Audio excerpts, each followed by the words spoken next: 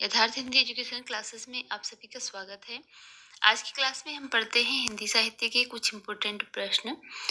तो चलिए स्टार्ट करते हैं वीडियो को। वीडियो स्टार्ट करने से पहले आप सभी से रिक्वेस्ट है, अगर आपने चैनल सब्सक्राइब नहीं किया है तो चैनल को सब्सक्राइब कर लीजिएगा और वीडियो को एंड तक जरूर देखिएगा।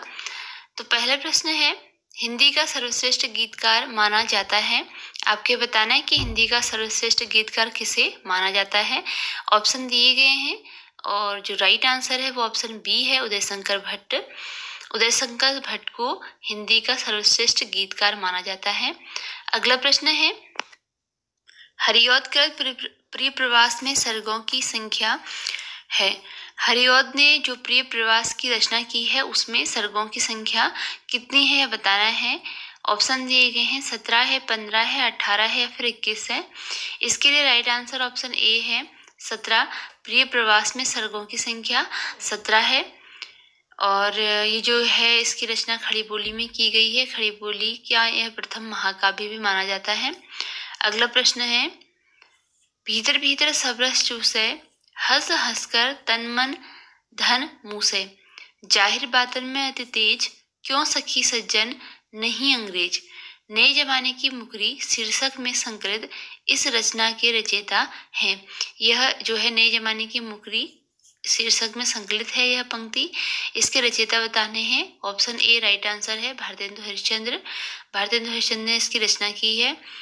अगला प्रश्न है, धरती हिलकर नींद भगा, दे वज्रनाद से व्योम जगा, दे देव और कुछ लाग लगा, दे पंक्तियों ये पंक्तियों के रचनाकार हैं।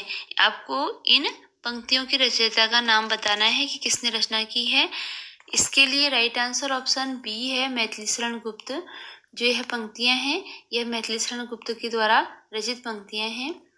इसी क्रम में अगला प्रश्न है, किस साहित्यकार को पुराने पंथ के पथिक कहा जाता है। आपको इसमें बताना है कि कौन सा साहित्यकार है जिसे कि पुराना पंथ का पथिक कहा जाता है। ऑप्शन है मतीराम, घनानंद विद्याधर या केशवदास। तो इसके लिए राइट आंसर ऑप्शन ए है मतीराम। मतीराम को पुराने पंथ का पथिक कहा जाता है। इसी क्रम में अगला प्रश्न है, बंदर सभा किस शैली में लिखा काव्य है। आपको बताना है जो रचना बंदर सभा है उसकी शैली कौन सी है। तो ये बंदर सभा की रचना भारतेंदु हरिश्चंद्र जी ने की है और इसकी शैली आपको बतानी है। श्यापा है, प्यार है, पैरोडी है या फिर गाली है। तो इसकी रचना हुई है ऑप्शन सी पैरोडी शैली में। इसके लिए सी राइट आंसर है। अगला प्रश्न है, किस कवि को कविता का गांधी कहा जाता है। आपको बताना है कि कौन से कवि ऐसे हैं जिसे कि कविता का गांधी कहा जाता है। ऑप्शन है भवानी प्रसाद मिश्र, त्रिलोचन, दिनकर या फिर निराला।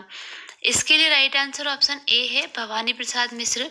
भवानी प्रसाद मिश्र को जो है कविता का गांधी कहा जाता है। अगला प्रश्न है, कवि केशव को किस इतिहासकार ने भाषा का मिल्टन कहा है। केशवदास को भाषा का मिल्टन की उपाधि प्राप्त है और किस कवि के द्वारा इसे या इतिहासकार के द्वारा इन्हें भाषा का मिल्टन कहा गया है बताना है। ऑप्शन है नगेंद्र, हजारी प्रसाद द्विवेदी, रामचंद्र शुक्ल या मिश्र बंधु। तो इसके लिए राइट आंसर ऑप्शन डी है मिश्र बंधु। मिश्र बंधु के द्वारा केशव को भाषा का मिल्टन कहा गया। उपन्यास को सांसारी वार्ता किसने कहा। आपको बताना है कि जो उपन्यास है उसे सांसारी वार्ता किसके द्वारा कहा गया है। भारतेंदु जी के द्वारा कहा गया है, लाला भगवान दीन द्वारा, श्रीनिवास दास या फिर राधा कृष्ण दास के द्वारा। इसके लिए राइट आंसर ऑप्शन सी है श्रीनिवास दास। श्रीनिवास दास के द्वारा उपन्यास को सांसारी वार्ता कहा गया है। इसी क्रम में वीडियो का अगला प्रश्न है, संस्कृत वृत्तों छंदों में लिखा गया काव्य संग्रह है। कौन सा काव्य संग्रह ऐसा है जो कि संस्कृत के वृत्तों में या फिर छंदों में लिखा गया है यह बताना है आपको। ऑप्शन है प्रिय प्रवास, विष्णुप्रिया, जय भारत या आत्मोत्सर्ग। इसके लिए राइट आंसर ऑप्शन ए है प्रिय प्रवास, जो कि हरिऔध जी की प्रसिद्ध रचना है। यह संस्कृत के वृत्तों और छंदों में लिखा गया काव्य संग्रह है। अगला प्रश्न है, निम्नलिखित में से कौन सा देश विभाजन को लेकर लिखा गया उपन्यास है। देश के विभाजन पर आधारित उपन्यास बताना है। ऑप्शन अमृत और विष, झूठा सच, अपने अपने अजनबी और अंतराल। तो राइट आंसर ऑप्शन बी है झूठा सच। जो झूठा सच उपन्यास है वह देश विभाजन पर लिखा गया है। इसके 2 भाग हैं, वतन और देश का भविष्य। पहला वतन और देश है, दूसरा देश का भविष्य है। अगला प्रश्न है, इतिहास दोबारा लिखो गीति काव्य किसका है? आपको बताना है कि जो रचना है इतिहास दोबारा लिखो, यह एक गीति काव्य रचना है। किसके द्वारा लिखा गया है? ऑप्शन है रविंद्र भ्रमर, रमानाथ अवस्थी, नचिकेता या रमेश रंजक। तो इसके लिए राइट आंसर ऑप्शन डी है रमेश रंजक। जो इतिहास दोबारा लिखो गीति काव्य लिखा गया है वह रमेश रंजक के द्वारा लिखा गया प्रसिद्ध गीति काव्य है। इसकी विधा भी आपको यहाँ पे पता चल गई, गीति काव्य है। अगला प्रश्न, हिंदी साहित्यकार लीलाधर जंगूढ़ी की प्रसिद्ध कविता जिसमें कि पुलिस की बर्बरता और भ्रष्टता का खुलासा किया गया है वह कौन सा है? ऑप्शन है बलदेव खटीक, मोचीराम, लक्कड़ बग्गा हंस रहा है और संसद से सड़क तक। तो इसके लिए राइट आंसर ऑप्शन ए है बलदेव खटीक। ये जो है हिंदी साहित्यकार लीलाधर जंगूढ़ी की रचना है जिसमें कि पुलिस की बर्बरता और भ्रष्टता का वर्णन किया गया है। इसी क्रम में अगला प्रश्न है, अब अली रही गुलाब में अपत कटीली डार में कौन सा अलंकार है? आपको बताना है अब अली रही गुलाब में अपत कटीली डार में इसमें कौन सा अलंकार है? उपमा, उत्प्रेक्षा, अन्योक्ति या तिस्योक्ति। तो इसके लिए राइट आंसर ऑप्शन सी है अन्योक्ति। इसमें अन्योक्ति अलंकार है। इसी क्रम में अगला प्रश्न देखते हैं।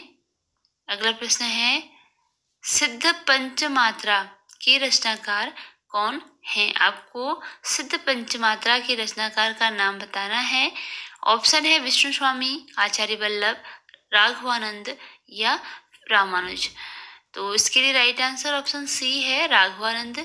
जो सिद्ध पंचमात्रा रचना है इसकी रचना राघवानंद के द्वारा की गई है। अगला प्रश्न है, डॉक्टर श्याम सुंदर दास ने श्रृंगार काल के उत्तरार्ध की किस नाम से अभिहित किया है? डॉक्टर श्याम सुंदर दास ने जो श्रृंगार काल नाम दिया था उसके उत्तरार्ध को मतलब उसके बाद वाले भाग को किस नाम से अभिहित किया है यह बताना है। तो ऑप्शन में आधुनिक काल दिया गया है, पुनर्जागरण काल, परिवर्तन काल या नवीन विकास काल। इसका राइट आंसर ऑप्शन डी है नवीन विकास काल। अगला प्रश्न है, किस कवि को कविता का गांधी कहा जाता है? माफ कीजिएगा, ये प्रश्न जरा दोबारा आ गया है, देख लेते हैं इसका आंसर। इसके लिए राइट आंसर ऑप्शन ए है भवानी प्रसाद मिश्र। जो भवानी प्रसाद मिश्र हैं उनको कविता का गांधी कहा जाता है। अगला प्रश्न देखते हैं। जी हाँ मैं गीत बेचता हूँ इन प्रसिद्ध पंक्तियों के रचयिता हैं।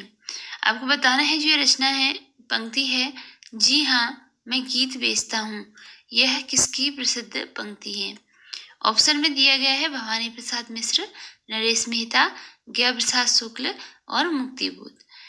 इसके लिए राइट आंसर ऑप्शन ए है भवानी प्रसाद मिश्र। ये प्रसिद्ध पंक्ति भवानी प्रसाद मिश्र के द्वारा लिखी गई है। अगला प्रश्न है, हिंदी का सर्वश्रेष्ठ गीति नाट्यकार माना जाता है। ये क्वेश्चन फिर से रिपीट हो गया है, तो चलो आंसर देख लेते हैं। इसका आंसर ऑप्शन बी है उदय शंकर भट्ट। हिंदी का सर्वश्रेष्ठ गीतकार उदय शंकर भट्ट को माना जाता है। अगला प्रश्न देखते हैं। अगला प्रश्न है, गांधी जी के जीवन पर आधारित खंड काव्य प्रार्थना पुरुष किसकी रचना है? जो खंड काव्य है प्रार्थना पुरुष वह गांधी जी के जीवन पर आधारित है। आपको बताना है कि यह रचना किसकी है, किसके द्वारा इसकी रचना की गई है। इसके लिए ऑप्शन दिए गए हैं भवानी प्रसाद मिश्र, मुक्तिबोध, शिव मंगल सिंह सुमन या नरेश मेहता। तो राइट आंसर ऑप्शन डी है नरेश मेहता। यह जो खंड काव्य है यह नरेश मेहता द्वारा इसकी रचना की गई है प्रार्थना पुरुष की। अगला प्रश्न है, प्रभु हो सब पतितन कोटि को ये पंक्ति किस कवि ने कही है? ऑप्शन है कुंभनदास, कृष्णदास, नंददास या फिर सूरदास। तो इसके लिए राइट आंसर ऑप्शन डी है सूरदास। सूरदास के द्वारा लिखी गई यह पंक्ति है, प्रभु हो सब पतितन को टीको। इसी क्रम में वीडियो का अगला प्रश्न देखते हैं। अगला प्रश्न है, हिंदी व उर्दू को पृथक मानने वाले गद्य लेखक थे जिन्होंने तद्भव शब्दों का प्रयोग किया। हिंदी और उर्दू को, जिसने कि हिंदी को अलग माना और उर्दू को अलग भाषा माना, तो ऐसे कौन से कवि थे? राजा शिव प्रसाद सितारे हिंद, राजा लक्ष्मण सिंह, मुंशी सदा सुखलाल या फिर सदल मिश्र। तो इसके लिए राइट आंसर ऑप्शन बी है, राजा लक्ष्मण सिंह। राजा लक्ष्मण सिंह थे जिन्होंने कि हिंदी और उर्दू को पृथक माना था। इसी के साथ वीडियो यहीं पर एंड होती है। अगर आपको क्वेश्चन यूजफुल लगे हों तो चैनल को लाइक, शेयर और सब्सक्राइब जरूर कीजिएगा।